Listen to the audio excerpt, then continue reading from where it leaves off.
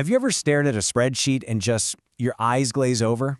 It looks like a wall of text, right?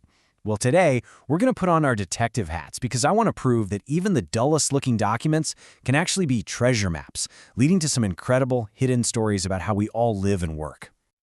And that's really the big question we're tackling here. What secrets are hiding in all this everyday data that's around us?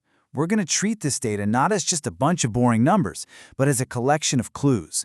So let's dive in and start our investigation to uncover the stories hiding in plain sight. So, our investigation is going to focus on two documents that on the surface have absolutely nothing to do with each other.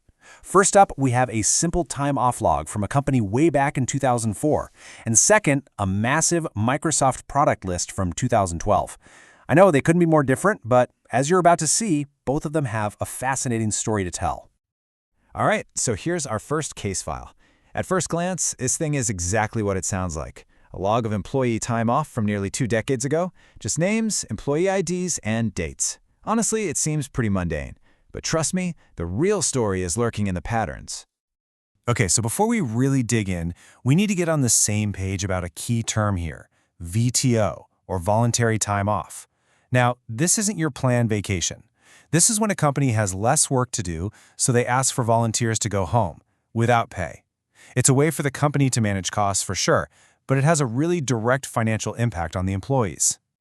And this is where we find our first major clue.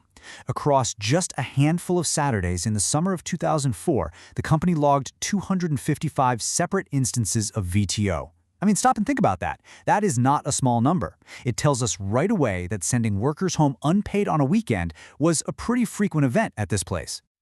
Now, this is where it gets really interesting. When you actually map this data out, a pattern just jumps right out at you. On June 5th, boom, 52 people were sent home.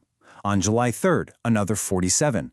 But look at June 19th, only 9. What on earth was so different about that specific Saturday?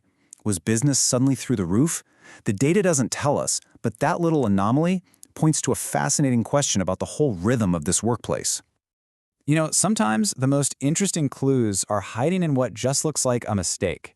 Check out this one entry, negative 1.90 hours. Like, how is that even possible? Was it just a simple typo? Or maybe it was a payroll correction, a tiny little story about one person's paycheck from long ago. We'll probably never know for sure, but it's a perfect reminder that every single data point is connected to a human story. And wow, this really drives home the tough reality for these employees. A whopping 95% of all the VTO entries are for 0.00 hours. Think about what that means. Taking VTO wasn't about just leaving an hour or two early. For the vast majority, it meant losing an entire day's wages.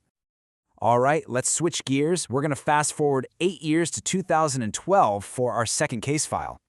This document tells a completely different kind of story, not about the daily rhythms of people's lives, but about the absolutely sprawling world of corporate technology. I mean, calling this a list doesn't even do it justice. It's more like a digital artifact, right? It's a snapshot of pretty much everything a major corporation needed to run its digital operations back in 2012. It feels like you're looking at the blueprint for a whole digital city, with all of its infrastructure and tools laid right out in front of you. And the scale here is just wow. We're talking over 350 different products, versions, and service packs. That number alone just screams about the sheer complexity of enterprise software at the time.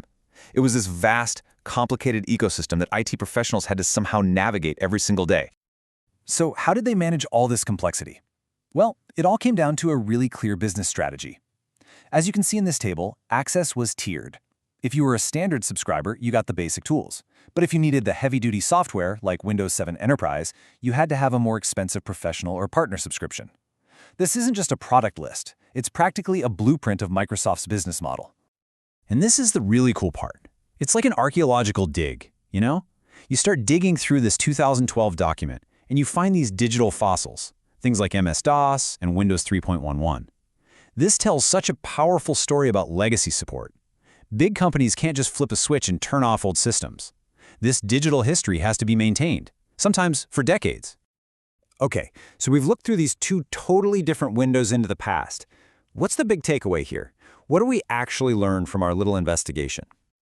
What's so cool is that we've uncovered two completely different kinds of stories. The V2 log, that gave us the micro view, the up-close and personal reality of financial pressure on individual people. But then, the product list gave us the macro view, a huge 30,000-foot story of technological evolution and corporate strategy on a global scale.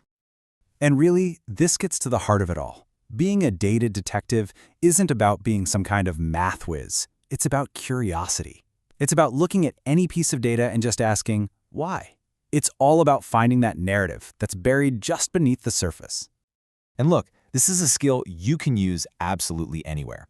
The next time you see a report, a list, even your own credit card statement, don't just see the numbers. Look for the patterns. Look for the weird anomalies. Go ahead, ask yourself, what story is this data trying to tell me? You'll be amazed at what you find.